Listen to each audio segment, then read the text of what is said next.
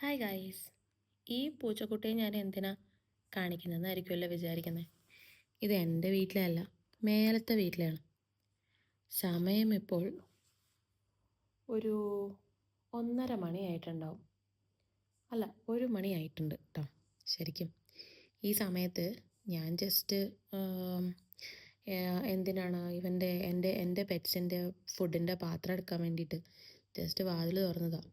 അപ്പോഴേക്കും ഇവൻ്റെ വീടാണെന്ന് ഈ ഇരിക്കുന്ന പൂച്ചക്കുട്ടിയുടെ വീടാണെന്ന് കരുതി എൻ്റെ വീട്ടിലേക്ക് പെട്ടെന്ന് ചാടി കയറിയതാട്ടോ. ഈ പാതിരാത്രി കണ്ട് തന്നെ വിടാനും തോന്നിയില്ല. പക്ഷേ ദേ ഇവിടെ ഒരുത്തൻ പിണങ്ങി കിടക്കുകയാണ്. ഞാൻ അവനെ സ്നേഹിക്കുന്നു എന്ന് പറഞ്ഞിട്ട് ഇഷ്ടപ്പെടുന്നില്ല. അവനങ്ങോട്ട് തീരെ ഇഷ്ടപ്പെടുന്നില്ല. മറ്റവനെ ഞാൻ പിടിച്ച് റൂമിലിട്ടേക്കാം. ഇല്ലെങ്കിൽ പിന്നെ എനിക്ക് ഇവനെ നോക്കാൻ പറ്റത്തില്ല. എന്തായാലും ഈ പൂച്ചക്കുട്ടിയുടെ ഈ വീഡിയോ ഞാനിപ്പോൾ എടുക്കാൻ കാര്യം വേറൊന്നുമല്ല.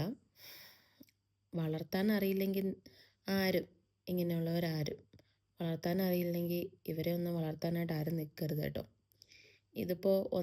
ഇത് ആദ്യത്തെ വട്ടമല്ല ഈ പൂച്ചക്കുട്ടി ഇങ്ങനെ ചാടിപ്പോകുന്നത് എൻ്റെ കയ്യിൽ കിട്ടുന്നതും. ഭാഗ്യം കൊണ്ടാണ് എൻ്റെ കയ്യിൽ കിട്ടുന്നത്. ഇതിൻ്റെ അമ്മ ഇതുപോലെ തന്നെ അവരുടെ അശ്രദ്ധ കാരണം വീട്ടിൽ നിന്ന് പുറത്ത് ചാടിപ്പോയിട്ട് അവസാനം കുറേ സ്ട്രീറ്റ് ഡോഗ്സ് എല്ലാം കൂടെ കടിച്ച് കീറി അതിനെ കൊന്നു കളഞ്ഞു. അപ്പോൾ അതിൻ്റെ കുഞ്ഞാണിത്. അത് മരിക്കുന്നതിന് മുന്നേ ഒരു 4 കുഞ്ഞുങ്ങളെ പ്രസവിച്ചായിരുന്നു കേട്ടോ. നല്ല കുഞ്ഞല്ലേ കാണാൻ. ഇത് ശരിക്കും നമ്മുടെ മറ്റേ പേർഷ്യൻ ക്യാറ്റല്ല കേട്ടോ. ഇത് മറ്റേ എന്താ പറയുക, സൈബീരിയൻ ക്യാറ്റാണ് കേട്ടോ. സൈബീരിയൻ ക്യാറ്റാണ്, കുഞ്ഞാണ് ഇത്. അവന്മാരെന്തിനാ ഇങ്ങനെ വളർത്തണമെന്ന് എനിക്കറിയില്ല.